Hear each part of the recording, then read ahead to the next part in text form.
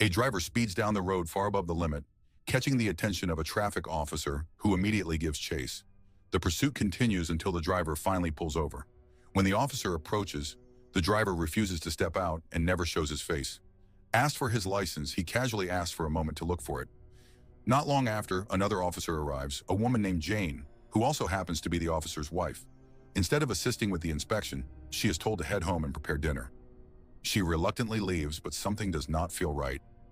Moments later, as her husband resumes the check, Jane turns back, unable to shake her unease.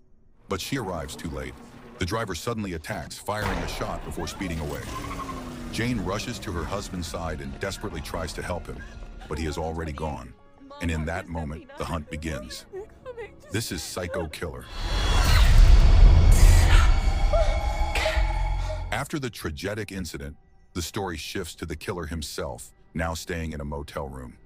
He is tall, heavily built, and always wears a mask. His name is Reeves, a fugitive known as the Satanic Slasher. With 15 murders across multiple states, he has built a terrifying reputation, leaving a demonic symbol carved into every victim. The next day, Reeves heads out again in search of another target. He eventually settles on a pharmacy, patiently waiting for hours until night falls and the streets are empty. When the moment comes, he approaches a pharmacist on her way home. Not long after, he enters the pharmacy and takes a large amount of medication, mostly antidepressants, to manage his anxiety. Despite everything, Reeves does not feel at ease. Beneath the surface, there is constant tension and restlessness. Once finished, he returns to the motel to clean himself. His body is covered in tattoos with dark symbolic imagery, reflecting how deeply he is connected to his beliefs. The story then shifts to Jane, who is attending a therapy session with a psychiatrist. It is part of the department's support program for officers who have experienced a personal loss. But Jane feels it does not help her, so she decides to leave and ends the session early. At night, the memory continues to follow her. She keeps reliving the moment her husband was gone, over and over again. Eventually, she comes to a single conclusion. The only way she can find peace is by finding the person connected to it. Even when her father tries to stop her, Jane refuses to step back.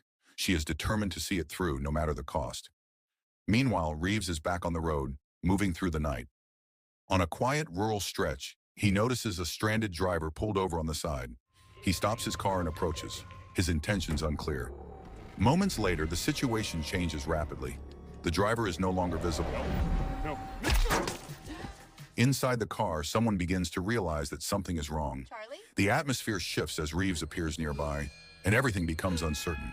She runs into the road, desperately trying to get help from a passing fuel truck. But the driver is caught off guard and slams the brakes, losing control. The truck crashes, and moments later it explodes. The woman is killed in the chaos. Once again, Reeves leaves behind his signature, carving a satanic symbol onto the victim's vehicle, a clear sign that his mission continues. The next day, Reeves is seen at a public phone booth, reaching out to someone connected to a satanic cult. He expresses interest in joining and asks for a meeting location. Back to Jane, who continues her investigation with growing urgency. During this time, she discovers that she is pregnant. Even so, she refuses to stop. The risk does not change her goal. Soon she connects with a detective who agrees to help her. The detective shares surveillance footage that captures Reeves in action, and they also receive new information about a motel room he had recently used as a temporary hideout. Without wasting any time, Jane heads straight to the motel. Inside the room, she finds disturbing writings and drawings covering the walls, all made by Reeves. Among the many satanic symbols, one message stands out, referring to a ritual meant to open the gates of hell.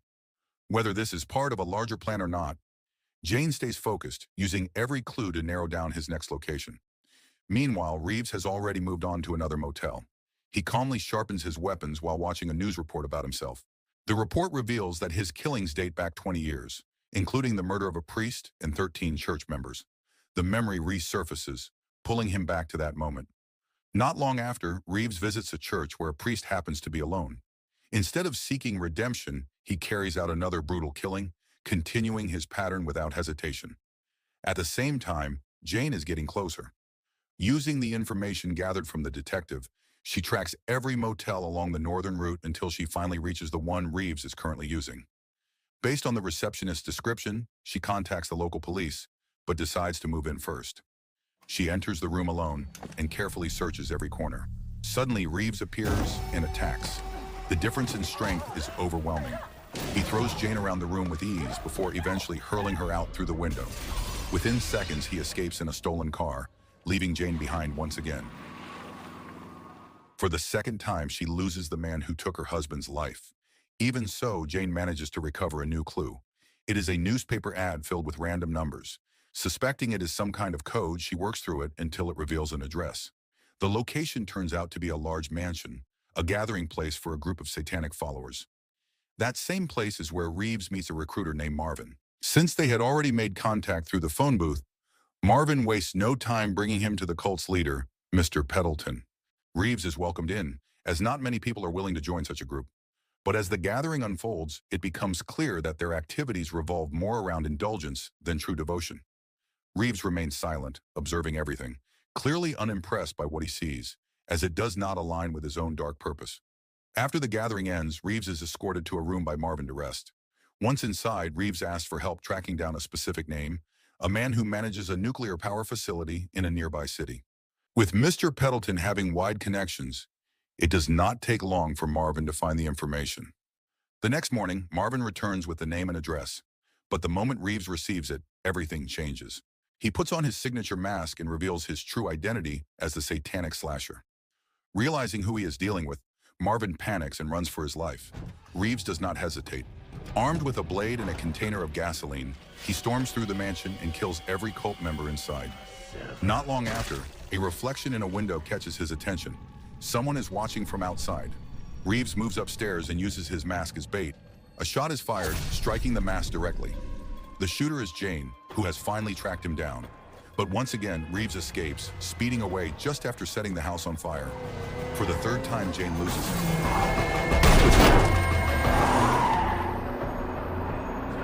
When the police arrive, she explains that the man responsible for the massacre and the fire is the satanic slasher. However, the local authorities hesitate to act, claiming the case falls outside their jurisdiction. Because of the delay, Reeves is already ahead. He reaches the home of the nuclear plant manager and quietly slips into the garage. There he assembles a bomb vest using sticks of dynamite and waits for the man to return. When the manager and his wife finally arrive, they are caught completely off guard. Reeves captures the manager and takes control of the situation. At the same time, Jane continues working through the clues she has gathered. Piece by piece, she solves the final puzzle left behind by Reeves. His plan becomes clear. He intends to destroy the nuclear facility as part of his final ritual. Realizing the scale of the threat, Jane rushes to the location as fast as she can. Meanwhile, Reeves forces the manager to drive him into the facility. During the security check, the manager stays silent, unable to resist. With his wife's life on the line, he has no choice but to follow every command. After getting past security, Reeves forces the manager into the control room. Without warning, he throws a grenade at the guards, clearing his path and taking full control of the facility. At the same time, Jane arrives at the site but is initially stopped by security.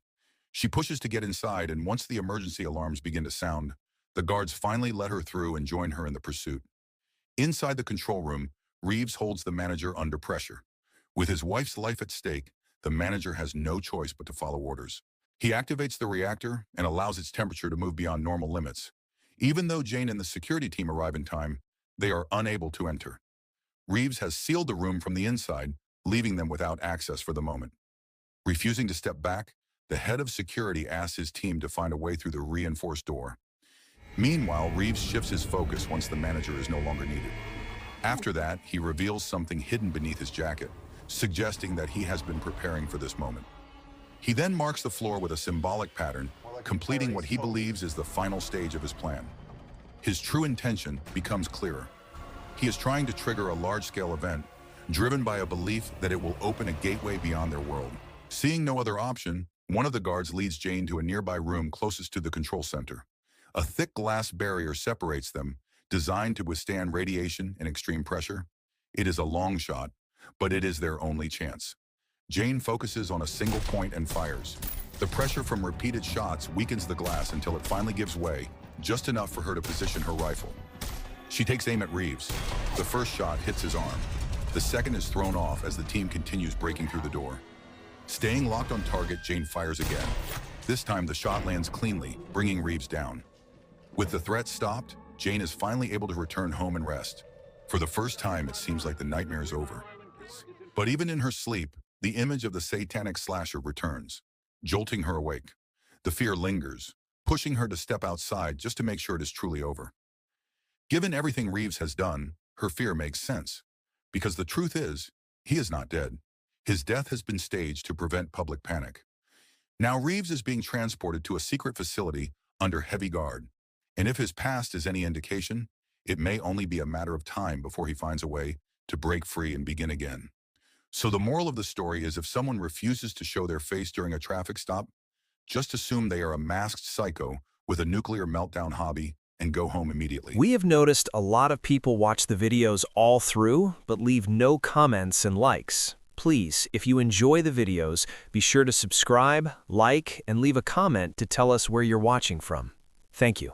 Now running west on the westway.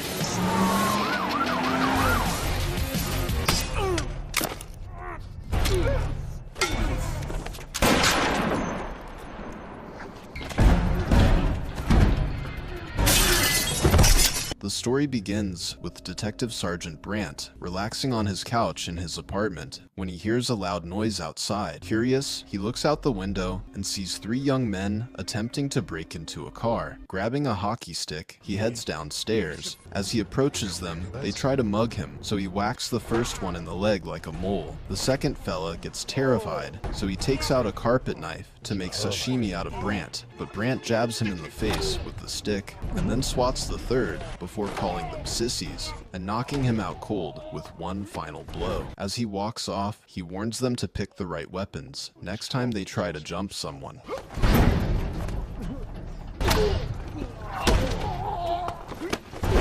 Picking the wrong fight. At least pick the right weapon. The next day, his supervisor confronts him about the news of the incident printed in the newspaper, detailing his encounter with the muggers, painting him as a bad cop. Brandt is questioned about the matter at the precinct. Back in his office, his co-worker, Officer Falls, enters, lamenting her inability to become a sergeant. She wonders if her past as a junkie while working undercover is hurting her chances. Brandt comforts her, telling her to be patient since she just came out of rehab. Superintendent Brown then walks in, dismisses Falls, and slams the newspaper featuring Brandt's altercation with the young men. Brandt explains what happened, and the superintendent cautions him to keep a low profile until the situation blows over. Failed sergeant's exam. Everyone fails first time. You're like a solid phallic symbol between your fingers. Just keep a low profile till this little shitstorm blows over. Later that day, Brandt accompanies Inspector Roberts to his wife's cremation and takes him for a drink afterward. However, during their time at the pub, her urn is stolen. Meanwhile, Officer Sarah goes on a night patrol when a dude dressed in black clips her before making a run for it. Moments later, Brandt and the other inspectors are notified, and Officer Falls identifies the victim as someone she attended the academy with. Brandt updates Superintendent Brown about a witness who is waiting to be questioned. Later that day, Brandt meets with the witness, Anthony, and his two dogs, obtaining a description of the assailant. I knew Sandra. We were at police college together. I've been consulting the troop inspector. The following day, Superintendent Brown introduces Sergeant Porter Nash as a temporary replacement for Chief Inspector Roberts during his leave. However, the team is not very fond of him, and they preferred one of their own to get promoted instead. At Officer Fall's apartment, her neighbor John bursts in, looking panicked, and asks for help, fearing that he and his gang may have clipped someone. She tells him to keep a low profile while she investigates further and gives him an ultimatum, either quit the gang or stay away from her. The next day, Nash approaches Brandt and asks for his assistance with John's situation. He suggests meeting with Craig Stokes, who might help with her friend. At the newspaper office, Dunlop, a crime reporter, receives a disturbing phone call from an unknown caller who offers insider information about recent incidents involving police officers.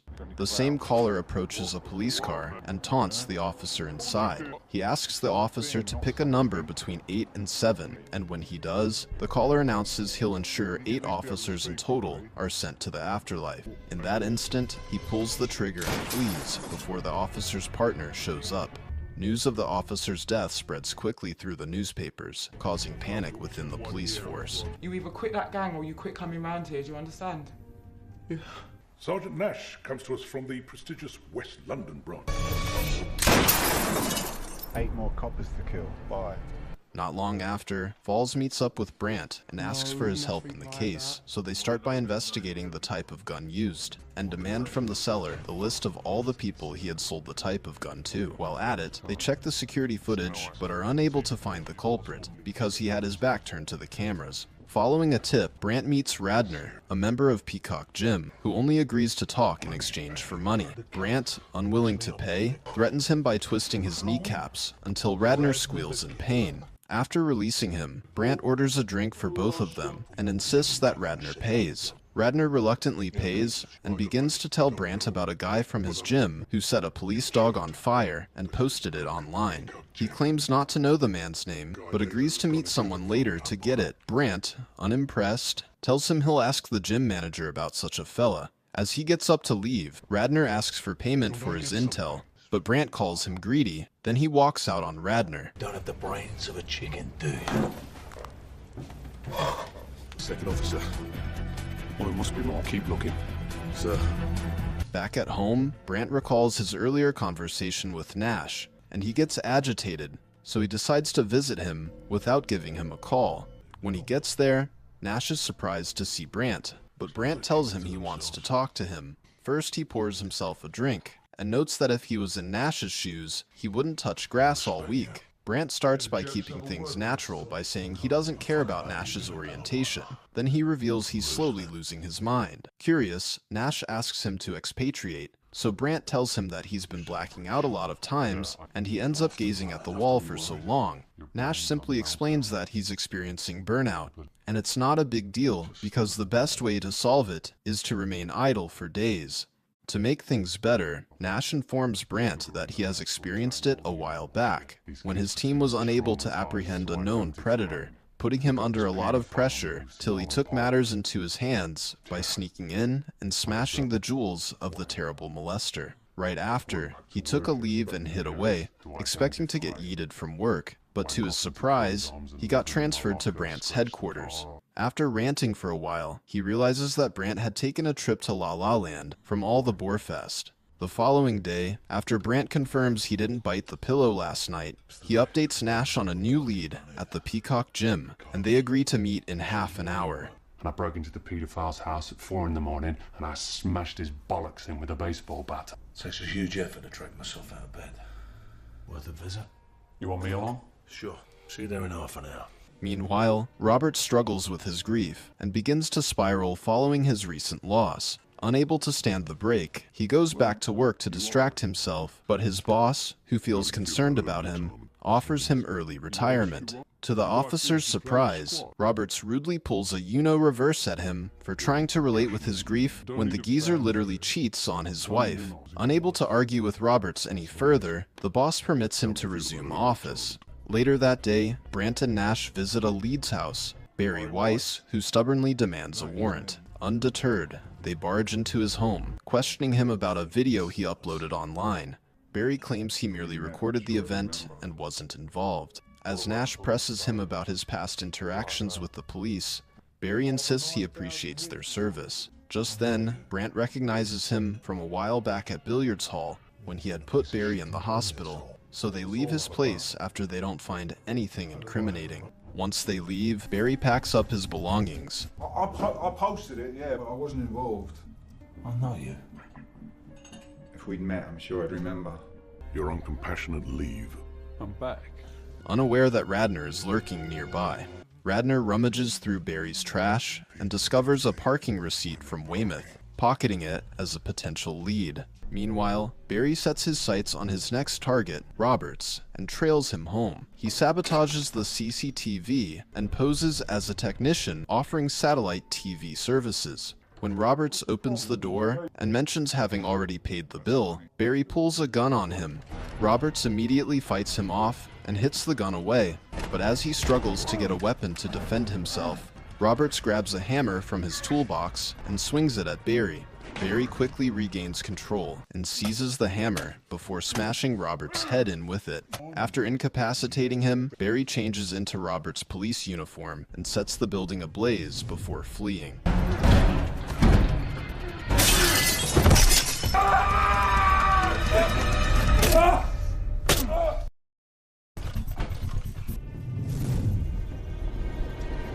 As he escapes, he calls Dunlop, revealing the details of the crime. Before cutting the call, he reveals he informs Dunlop of his alias, Blitz, from Blitz Vice.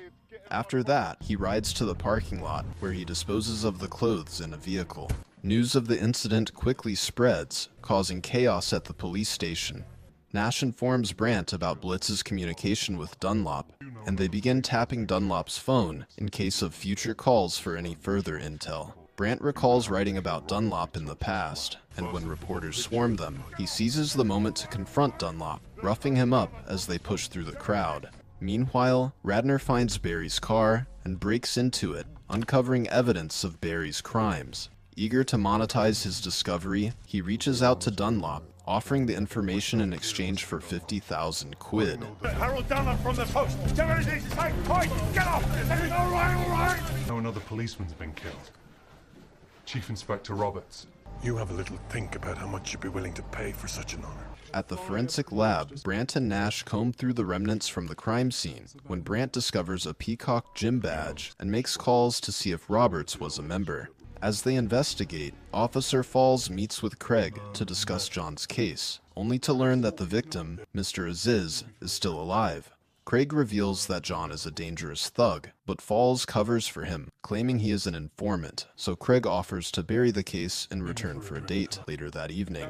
Back at the station, Brandt learns that Roberts was never a member of the Peacock Gym, raising suspicions. He asks for help navigating the system. Officer Bates teases him for not knowing how to operate one to which he claims is a woman's job. As they look Barry Weiss up in the system, they find out he has a lot of petty crimes, although nothing enough to raise suspicion. Elsewhere, Radner meets with Dunlop and shows her the evidence found in Barry's car. Unbeknownst to them, Barry is watching from a distance, and they head to a bar to discuss the matter. There, Dunlop hands over the money, and Radner rushes to the bathroom to count it. While at it, Barry enters, and once Dunlop sees him, he nearly soils his loins, so he tries to talk his way out of it by saying he didn't reveal Barry's name to Dunlop. Still, Barry drags him into one of the stalls and drowns him in the toilet before walking out with the money.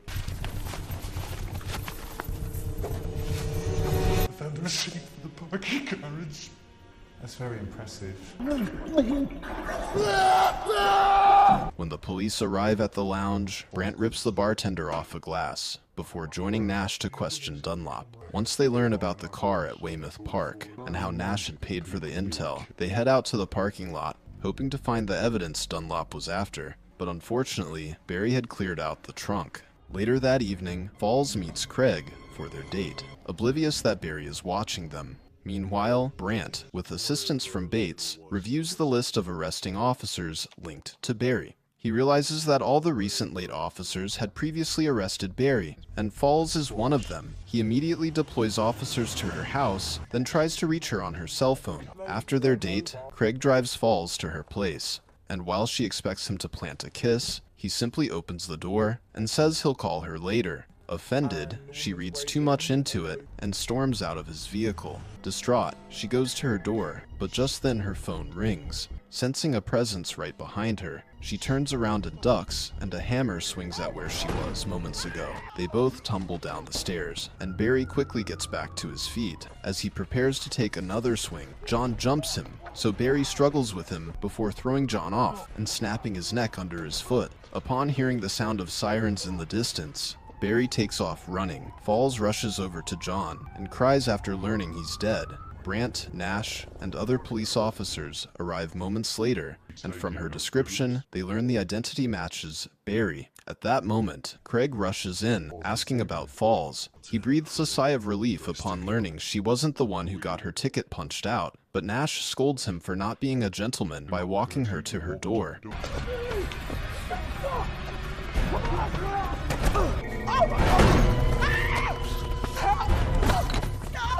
It's Roberts. And Falls. Come on, Falls. I need 2 rounds Kingston Road. You come.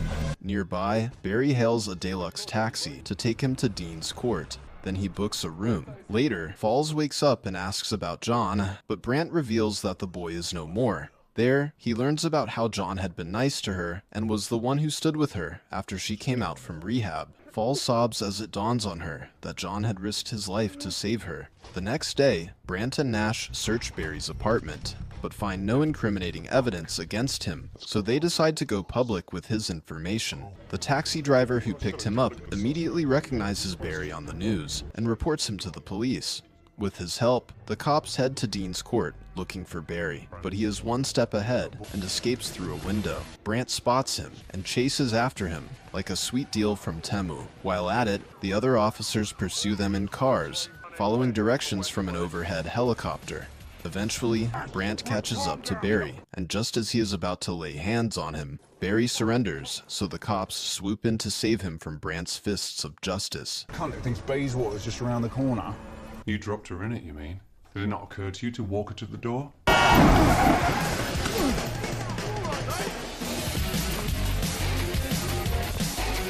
Suffering under the weight of John's demise, Officer Falls reverts to her previous habits of indulging in harmful substances, obtaining them by harassing dealers and taking their goods. She contacts people from her past to host a party asking them to bring more illicit substances. Meanwhile, Barry requests a lawyer and a sandwich. His lawyer gives the officers a timeline of 48 hours to release his client. The officers reconvene to investigate a possible lead and gather evidence, but they come up empty-handed. Frustrated, Brandt meets with Nash and suggests that they handle Barry outside the justice system, referencing what Nash did in the child predator case. However, Nash dismisses the idea. Left with no other option, Brandt urges Barry to confess, arguing that being in jail is safer than being on the street. When Barry refuses, Brandt taunts him with names from his past to infuriate him. Barry, now fixated on Brandt, is sent back to his cell. At a club, one of the managers informs Craig that their boss isn't too happy about an officer ripping off dealers and identifies her as Officer Falls. Laughing his little head off. We need something solid. I want a lawyer and a sandwich. Sergeant Brandt, yeah. Craig quickly reaches out to Brandt, and they both head over to her place, where they find her and another junkie. Craig throws the junkie out, while Brandt discards all the taki dust. He then drags Falls to the bathtub to sober her up, while she kicks and screams. Now stable, Brandt gives her some meds to calm her down, and she calls herself a fraud. She gets worried and agitated as she learns that Barry will be out on the streets soon enough, since there's no factual evidence to prove he's guilty. 2 days later, the officers release Barry, who leaves happily with his wad of cash. At the exit, he eyeballs Brandt and promises to see him around before getting drunk on the newfound media attention. The superintendent assures that Barry will be watched 24/7. Back at Barry's apartment, he puts on Robert's uniform and heads to Robert's funeral. He arrives and blends in with the other officers. He spots Brandt. I guess I'll see you another day. Don't worry, we're having him tailed round the clock. Who quickly leaves the funeral, prompting Barry to follow him. Brandt drives into a parking lot and calls the officers on duty, who confirm that Barry has left his apartment, unaware that he is being tailed himself. Brandt enters the underground parking lot, and Barry, losing sight of him for a split second, stops to look inside Brandt's car. He soon spots Brandt's figure entering the emergency stairwell and follows him to the rooftop. There, Barry pulls a gun on Brandt, only to realize he has the wrong person, as it turns out that he has mistaken Officer Nash for Brandt. Brandt quickly jumps out, knocks the gun out of Barry's hand with a crowbar, and brings him to his knees, before striking his face with the bar. Barry, refusing to accept defeat, pretends he was aware of the switch and tries to play along. He pulls out a knife and lunges at Brandt, but Brandt counterattacks him with the crowbar, knocking the knife out of his hand. Still unaware of their plan, Barry threatens to sue Brandt and Nash for millions and tries to use the media as leverage. Nash hands Brandt the gun, but Barry, believing they can't hurt him, arrogantly brags that he is the Blitz. However, Brandt reminds him that his name has been cleared and that he is innocent. He points out that the Blitz targets people in uniform, like the one Barry is wearing, and uses a weapon like the one they had collected from him before shooting him. I'm the Blitz.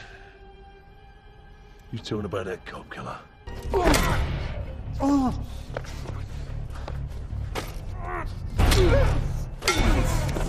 Nash quickly collects and disposes of the weapons used, and they both head back down the elevator. Lastly, Brandt sees Dunlop and releases dogs on him as a final act of vigilante justice for his negative journalism. Thank you for sticking to the end of my video. Please do me the biggest favor by leaving a like, comment, and subscribe, and I hope to see you in the next video. We have noticed a lot of people watch the videos all through, but leave no comments and likes. Please, if you enjoy the videos, be sure to subscribe, like, and leave a comment to tell us where you're watching from. Thank you. What if every click you made contributes to a kill? The more people who visit the website, the more they become complicit in a murder. Let's unfold the story. At the start, a man is shown placing a bowl of milk in front of a cat. However, right before the bowl, there is a black sheet covered in glue. This is a sticky trap, just like the ones used to catch rats. When the cat comes out of her cage, her feet get stuck to the sheet. After that, the man turns on bright heat lamps all around the cat, making her feel hot. All of this is being broadcasted on a live streaming website called Kill With Me, meaning anyone in the world can watch it live. Meanwhile, the story shifts to the FBI's cybercrime office.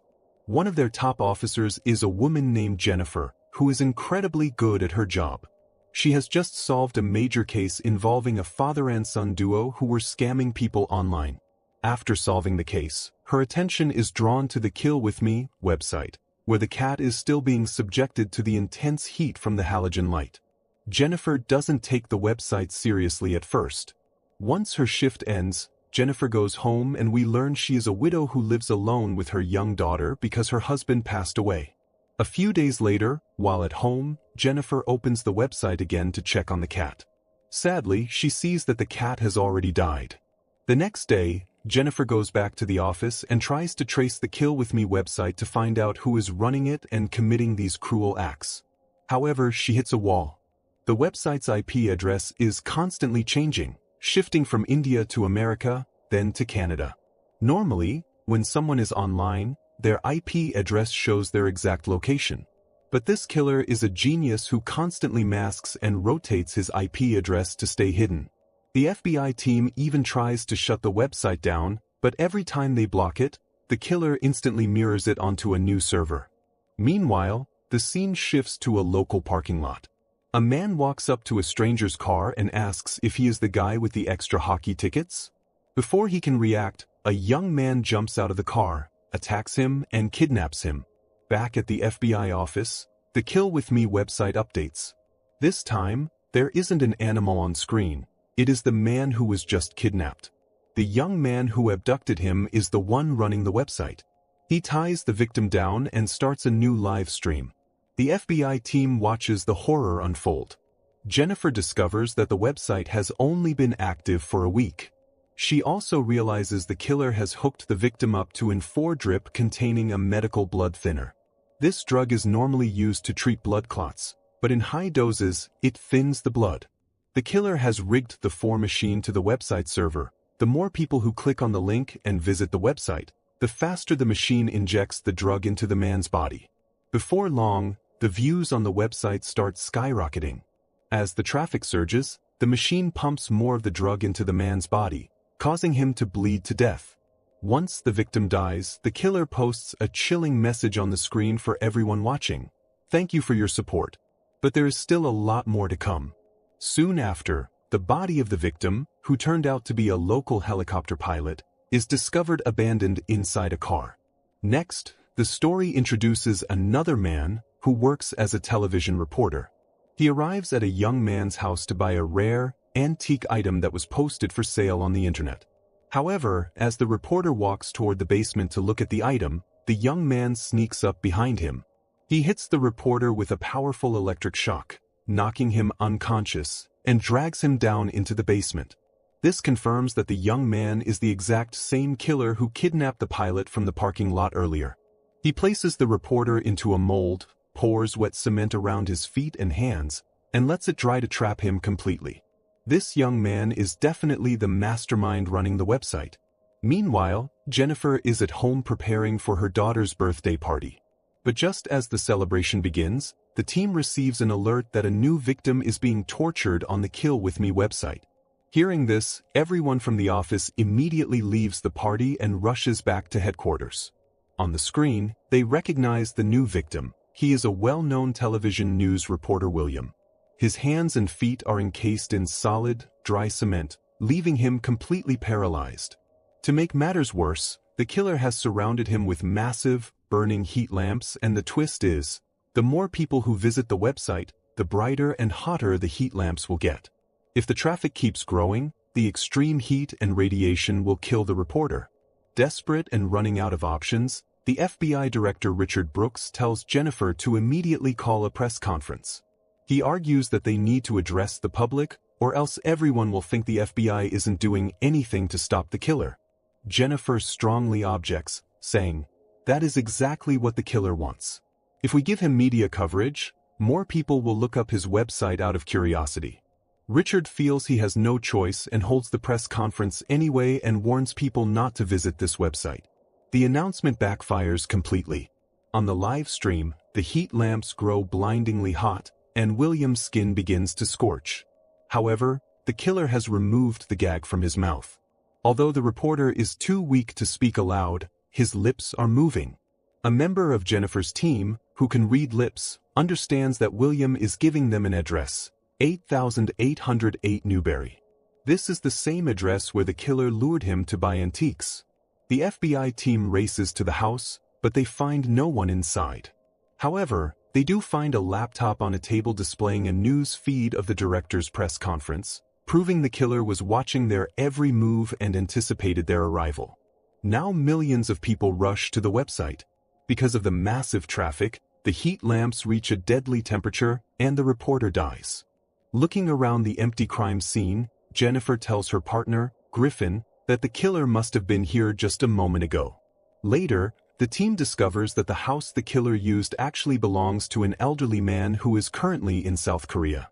The FBI's biggest question is why the killer is doing this and why he's live-streaming the murders. They do, however, have the laptop.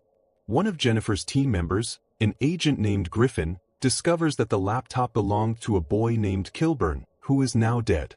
After her death, 5 different websites had posted viral videos and photos of her death, mocking her family's tragedy. The team realizes that the killer used this stolen laptop to make the first post on Kill With Me about the cat. That same evening, while Jennifer is taking a shower, she sees the Kill With Me website open by itself on her computer. This means her computer has been hacked. On the screen, she sees a live feed of her own house. The website, which was once used for live-streaming murders, is now showing her home to the world. Jennifer's daughter sees this and tries to get her mom's attention, but Jennifer doesn't yet understand what's happening. As Jennifer's daughter steps outside, Jennifer gets a call from her partner, Griffin, just as she leaves the shower. He explains the situation. Her house is now being live-streamed on the Kill With Me website, with her daughter visible on screen. Jennifer grabs her gun and rushes outside, telling a woman on the street to take her daughter to safety. She finds a car with a camera on its roof filming her house. She smashes the camera just as the police arrive to back her up. When the officers open the car's trunk, they make a gruesome discovery. The body of the news reporter, the killer's second victim William, is stuffed inside. Actually, on the day of her daughter's birthday party, the killer had snuck a gift, a video game for Jennifer's daughter, which is a Trojan horse virus. The moment her daughter installed the game onto the computer, it planted a virus that gave the killer total access to Jennifer's personal data, including her home address. Griffin calls Jennifer back to explain that the killer did this because she is getting too close to him. He adds that he found a solid connection between the killer and the student who owned the stolen laptop and tells him to meet at the office. He then hangs up. Shortly after, Griffin receives a message from a girl online. Griffin frequently uses online dating sites, and this girl tells him that she wants to meet up. He agrees to the date, but it is a fatal mistake. The next moment, we see that Griffin has been captured by the killer. The Kill With Me website updates with a new live stream, and this time, Griffin is the victim on screen. The girl he was messaging was actually the killer using catfishing software to lure Griffin into a trap and take him prisoner. When the FBI team sees the new live stream, they are completely shocked. The killer has tied Griffin up and placed him inside a water tank. Rigged above the tank is a container of sulfuric acid. The rules of the website are the same. As more people click on the link to watch, the machine will slowly drip the acid into the water. the water will turn into a burning chemical solution and destroy Griffin's body. As expected, the traffic spikes, and the sulfuric acid begins dropping into the tank, leading to a fatal outcome. He cannot even scream because his mouth is taped shut. Knowing his team is watching the live feed at headquarters, Griffin uses his last moments to send them a message. He intentionally moves his eyes and blinks in Morse code, desperately trying to tell them something before it is too late. Unfortunately, before he can finish the message, his life ends. However, the FBI team successfully decodes part of his blinks and gets a vital clue. Realizing there is a secret hidden in the case files, Jennifer quickly checks a DVD that Griffin had given her earlier. This DVD contains all the recovered data and viral videos from the stolen laptop. While searching through the files, Jennifer finds a video of a man who ended his life by jumping off a bridge. The file was labeled "The Greatest Video," meaning it was the most viral, highly viewed video on those toxic websites. The college student who originally owned the laptop used to host those viral videos on his websites, and this tragic video was his absolute biggest hit. Jennifer's colleague looks at the footage on the screen and says he can recognize that bridge where the man jumps. He points out that right underneath the bridge is the exact house where the cat was stolen at the very beginning of the story. Suddenly, the entire puzzle pieces together, and Jennifer understands the killer's motive. She gathers her team and lays out the timeline. 16 months ago, following the death of his wife, a college professor shot himself and jumped off that bridge. As he jumped, a news helicopter pilot caught the entire tragic event on camera. The news channel turned it into a viral sensation. Jennifer reveals the shocking connection. That helicopter pilot was no one else but the killer's very first victim on Kill With Me. Later on, the news channel sent a prominent reporter to cover the aftermath and do a follow-up story. The reporter kept broadcasting the story, keeping the tragedy in the public eye. Because of that pilot and reporter, the video of the professor's death went completely viral and became famous across the internet. The college student took the footage and posted it across his own toxic websites. After that, internet trolls started making fun of the video, leaving cruel and mocking comments about the professor's death. The professor had a son named Owen, who happened to be a genius electronics and computer expert.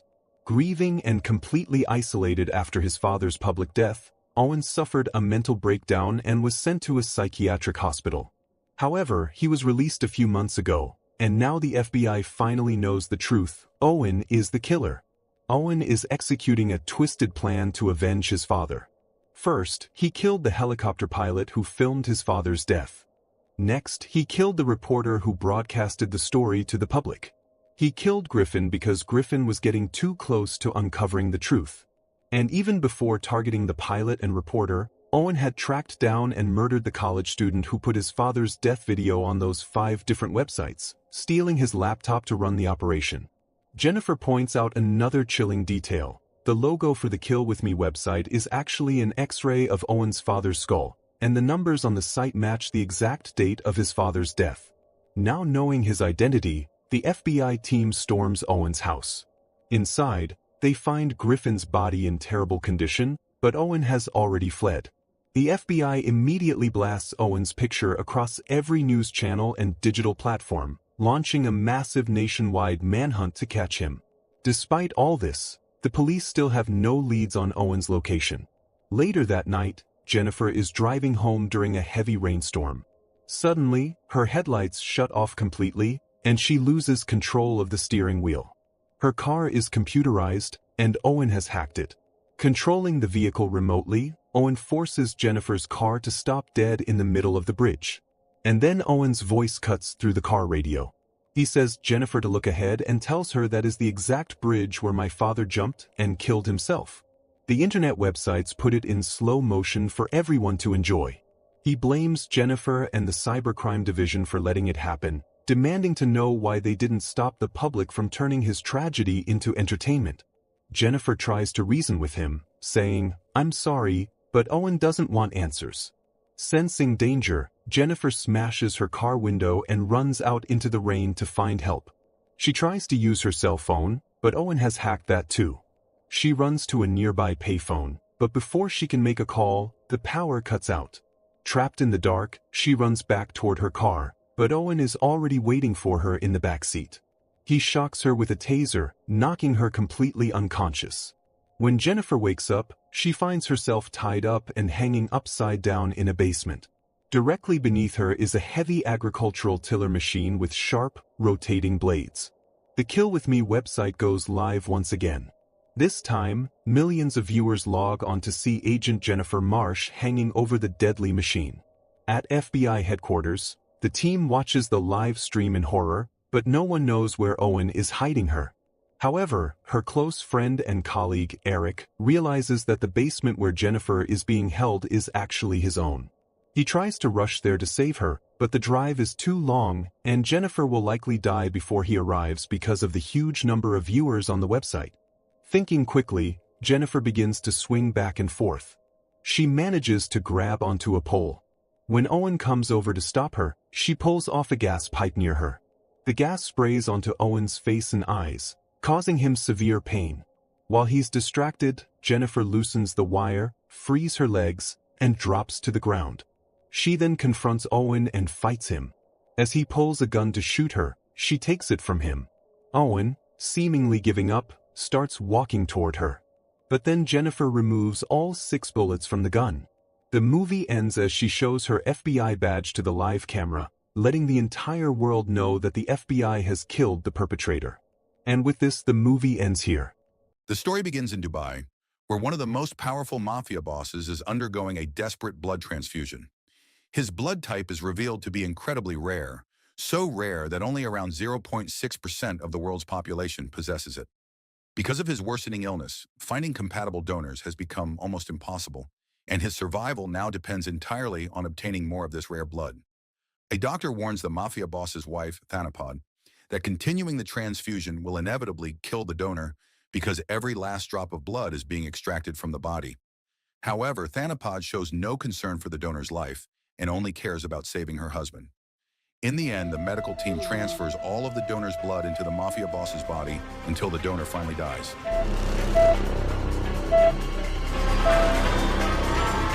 After the procedure, the doctor explains that the treatment is only a temporary solution because the mafia boss's condition is already too severe. The blood transfusion will keep him alive for only 7 more years, and if another compatible donor cannot be found before then, he will certainly die. Rather than panicking, Thanapod calmly promises that she will search the entire world if necessary in order to find more people with the same rare blood type. Without wasting any time, Thanapod immediately contacts her trusted right-hand man and orders him to begin the search for another compatible donor as quickly as possible. The following day, the story shifts to Vietnam, where Thanapod's subordinate, Pruk, successfully tracks down a young girl who possesses the rare blood they have been searching for. Pruk and his men waste no time forcing the girl to come with them, and during the kidnapping, they brutally murder both of her parents without hesitation. Just as Pruk is about to force the terrified girl into the car, another vehicle suddenly arrives at the scene, and 3 armed men step out. They turn out to be a group of assassins led by a man named Po. Po had only happened to pass by the area, but after witnessing the violence against a child, he immediately decided to intervene. Unlike Pruk, Po refuses to tolerate cruelty toward innocent people, especially children, so he demands that the girl be released. Naturally, Pruk refuses to back down, and a violent fight quickly erupts between the 2 groups.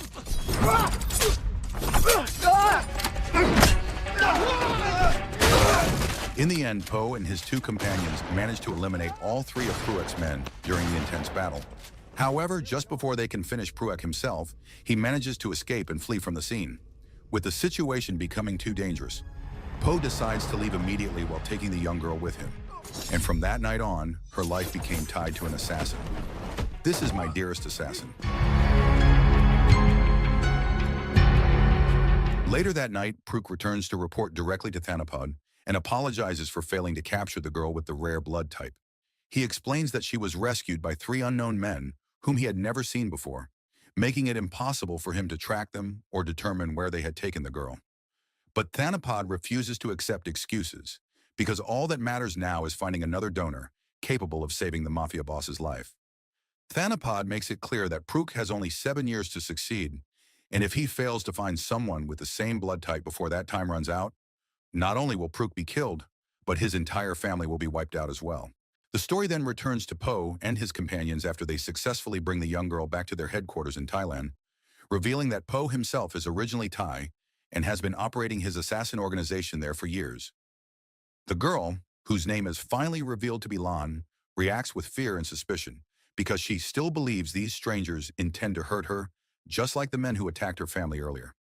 Unable to trust anyone after witnessing her parents' murder, Lan continues resisting and causing trouble until Po's son eventually manages to calm her down.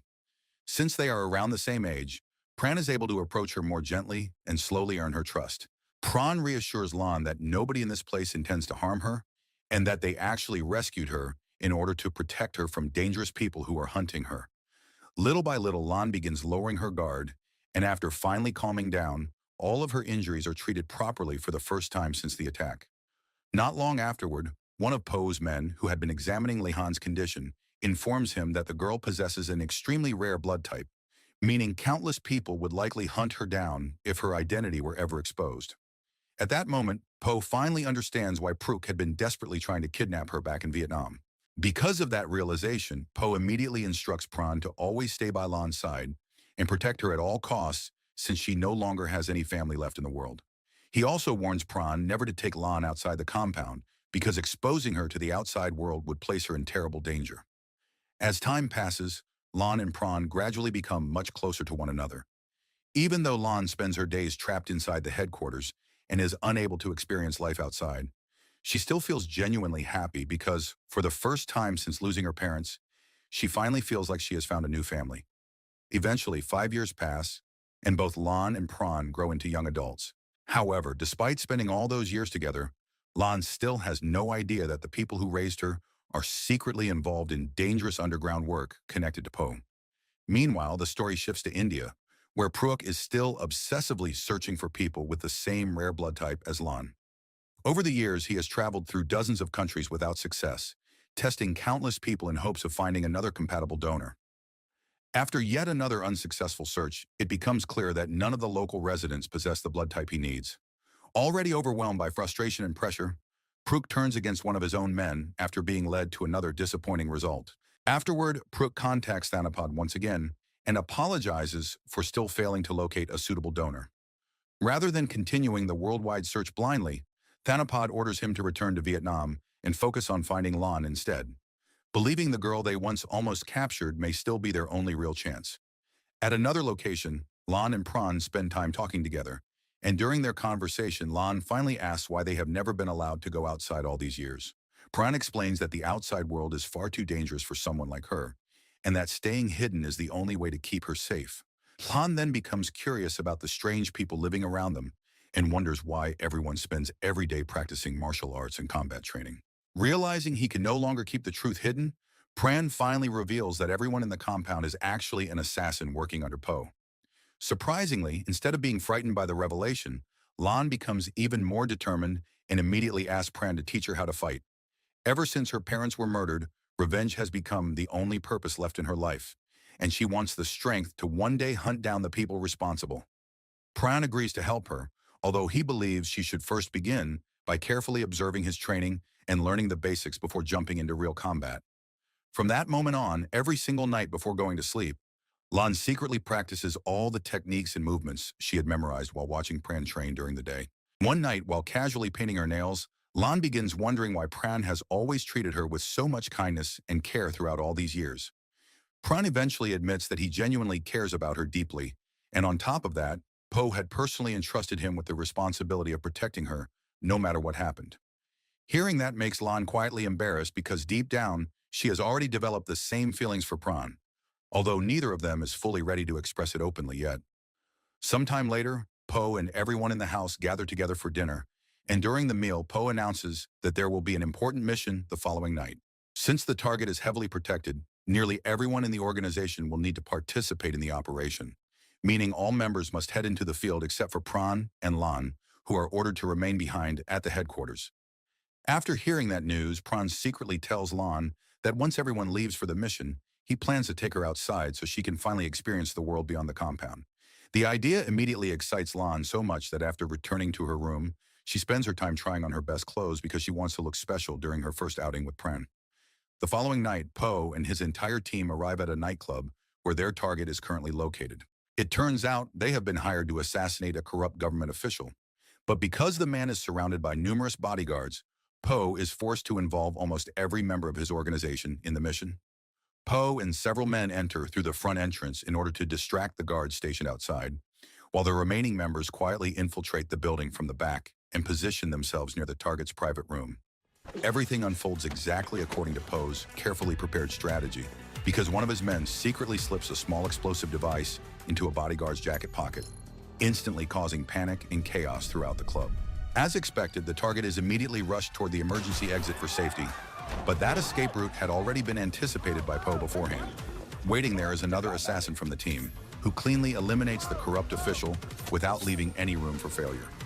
With the mission completed successfully, Poe and his men quickly leave the area and begin heading back to the headquarters before the authorities can respond. At the same time, Prook is coincidentally in Thailand meeting with one of his associates, completely unaware that fate is about to cross his path with Lan once again. Meanwhile, Lan and Pran are happily spending time together outside, walking through crowded streets and enjoying the beautiful nightlife around them. Since this is the very first time Lan has truly experienced the outside world after years of isolation, she feels incredibly happy and fascinated by everything she sees. Not long afterward, heavy rain suddenly begins pouring down, forcing Pran and Lan to take shelter under the front of a nearby store. Unfortunately for them, that exact store happens to belong to one of Prook's acquaintances, meaning Prook himself is also inside at that moment. The instant Prook sees Lan's face, he immediately recognizes her as the same girl with the rare blood type who escaped from him years ago in Vietnam. His suspicions become even stronger after noticing the scar on her neck, the very wound he himself had caused during the failed kidnapping in the past. Realizing he may have finally rediscovered the girl he has been searching for all these years, Prook quietly decides to follow both Lan and Pran in order to uncover where they are living. A few minutes later, Lan and Pran finally arrive back at the house, completely unaware that Prook has been following them the entire time. From a distance, Prook quickly realizes that the building is actually the headquarters of Poe's assassin organization, making him understand why attacking immediately would be suicidal. Since there is no chance he could infiltrate the place alone, Prook decides to retreat temporarily and prepare a larger assault instead. Soon afterward, Prook visits the hideout of a gangster group led by a violent criminal named Yamato. Knowing that Poe's organization is too dangerous to confront without backup, Prook offers Yamato a deal and asks for his help capturing Lan, who is currently being protected by Poe and his assassins. Prook promises to pay Yamato any amount of money he wants as long as he agrees to cooperate. Fortunately for Prook, Yamato already has personal hatred toward Poe's group, so he gladly accepts the offer and immediately agrees to join forces. The next morning, Poe becomes furious after learning that Pran secretly took Lan outside the previous night. Realizing how dangerous that reckless decision was, Poe completely loses control of his emotions and even grabs Pran violently because exposing Lan to the outside world could put every single person in the organization at risk. Confused by his father's extreme reaction, Pran demands to know why Lan must remain hidden all the time. At that point, Poe finally reveals the truth that Lan's blood type is so incredibly rare that countless powerful people would hunt her down if her existence ever became known.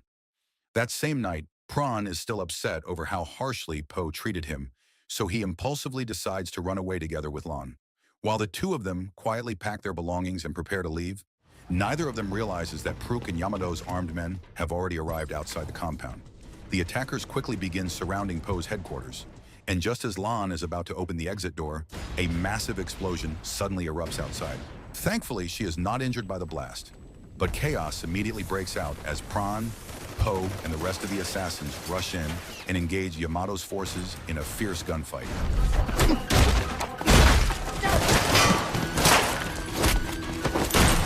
As bullets fly across the compound, Poe eventually decides to retreat with the others into a secure, safe room deep inside the building, while two loyal members of his organization remain outside to continue fighting Yamato's men and buy time for the others. Inside the safe room, Poe is horrified after discovering that Pran has been shot and is rapidly losing blood. With no medical supplies capable of saving him, Poe desperately turns to Lan and begs her to donate her blood in order to keep Pran alive. It is then revealed that Lan's rare blood type is compatible with every other blood type, making her an almost perfect donor. Without hesitation, Lan willingly agrees to the transfusion, and thanks to her sacrifice, Pran's condition slowly stabilizes, and his strength gradually begins returning. Meanwhile, outside the room, the two remaining assassins continue battling Yamato's gang in an intense fight.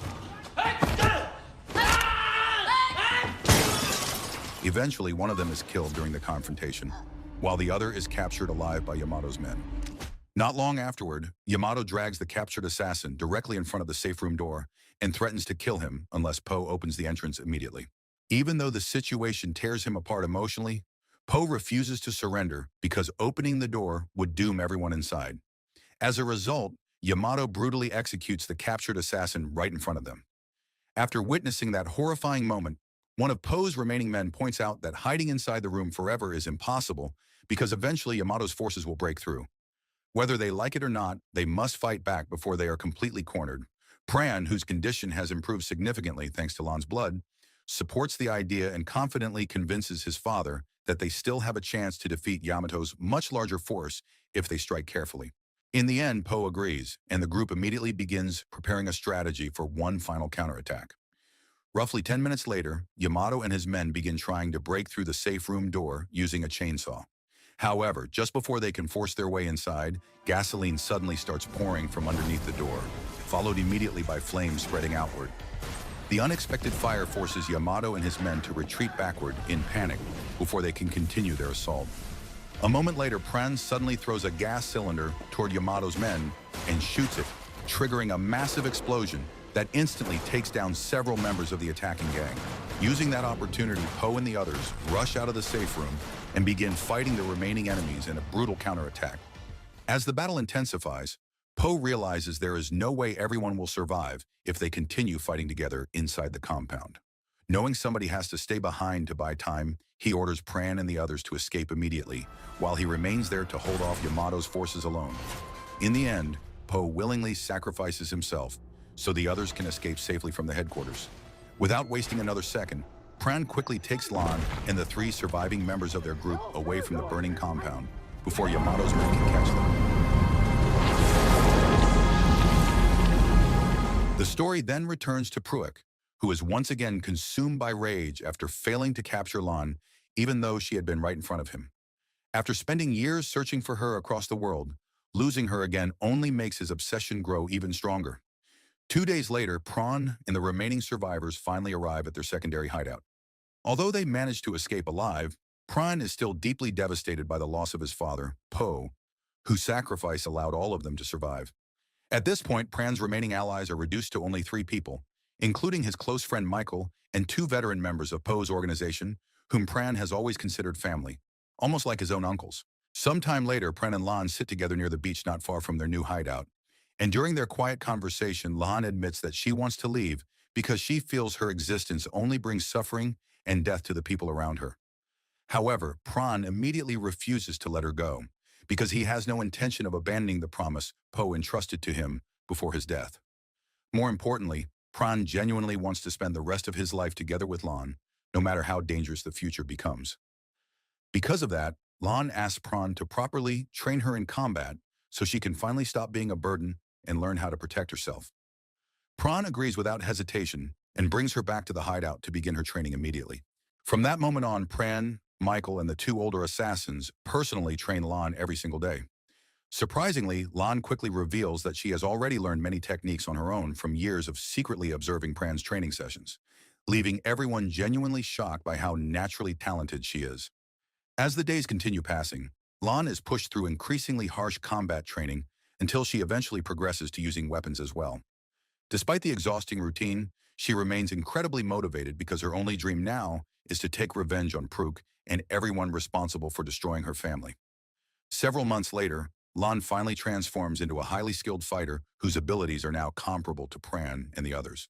The frightened little girl who once needed protection has now become someone fully capable of standing beside professional assassins.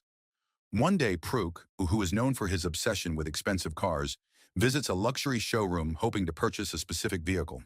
Unfortunately for him, the owner apologizes and explains that the car has already been purchased by a man living in an abandoned building near the beach. The moment the showroom owner describes the buyer's appearance, Pruitt immediately realizes that the man is Pran and that the abandoned building near the coast must secretly be their new hideout. Later that night, Pran and Lan are seen training together by the beach as usual. After finishing their practice session, the two spend some quiet time talking together, and since they have already fallen deeply in love with each other over the years, Pran finally gathers the courage to express his feelings openly. To his relief, Lan happily accepts his affection, bringing the two even closer together before the inevitable final battle awaiting them. The following morning, while everyone is having breakfast together, Pran finally admits the truth about what he secretly did the previous day. He reveals that he had already made a deal with the showroom owner and instructed him to contact them immediately if a man named Pruk ever came looking for the car. Pran intentionally set the trap because he understands they cannot keep hiding forever, constantly waiting for their enemies to find them first. Instead of criticizing his reckless decision, the others surprisingly support him because deep down, all of them are already prepared for a final confrontation against Pruk and Yamato's forces.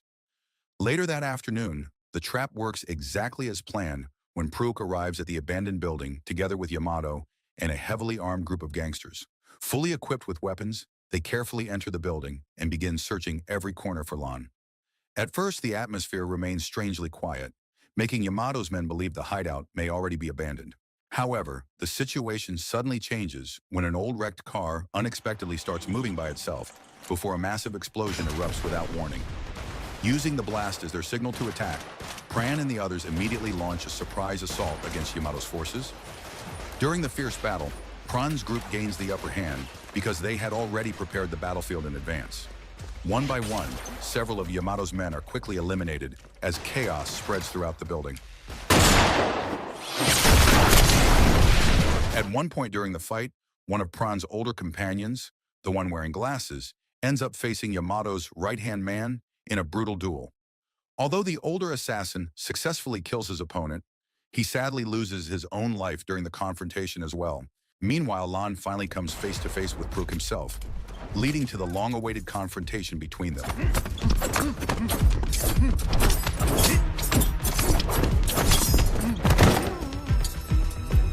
At the same time, during the chaos unfolding around them, Pran's second uncle figure suddenly collapses after an unexpected incident involving Yamato's boyfriend. Michael immediately steps forward in response, determined to stop the situation from getting worse. After a long and exhausting struggle, he eventually succeeds in overpowering Yamato's boyfriend. The story then returns to Lan and Pruk, who continue confronting each other with equal determination and skill. Even though Pruk proves to be an extremely difficult opponent, Lan ultimately succeeds in defeating him once and for all.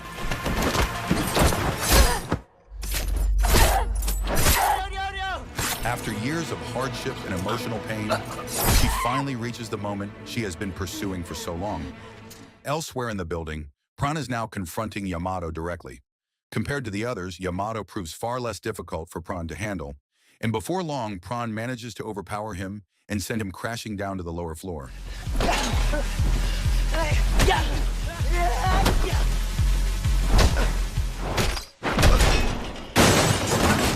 Believing the nightmare is finally over, Lan, Pran, and Michael quickly escape the area by car. However, just as they are leaving, Lan is suddenly shot by Yamato, who somehow survived the fall and launched one final attack before collapsing again.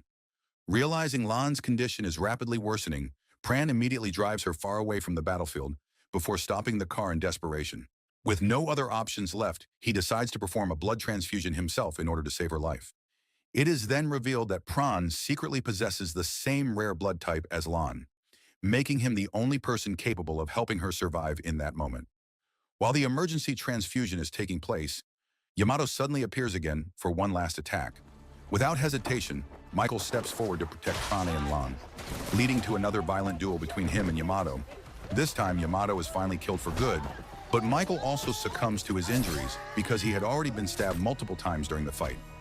Watching Michael die leaves Pran completely devastated because every single person who fought beside him has now fallen one after another. Pran becomes even more desperate after noticing that Lan's condition still does not improve, despite the transfusion. Refusing to give up on her, he continues donating more and more of his blood, even though he fully understands that doing so could eventually kill him. The following morning, Lan finally regains consciousness and wakes up in healthy condition thanks to the blood Pran gave her throughout the night. But the moment she looks beside her, she realizes Pran has already died after sacrificing too much of his blood in order to keep her alive. In the end, Lan is left completely alone, once again forced to watch the people she loves disappear from her life one after another. Overwhelmed by grief, she can do nothing except cry as she realizes everyone who ever cared for her has already gone before her. And with that heartbreaking tragedy, the film finally comes to an end. So the moral of the story is never fall in love with someone who says my blood type is special, because next thing you know, everybody starts dying one by one just to refill HP bars.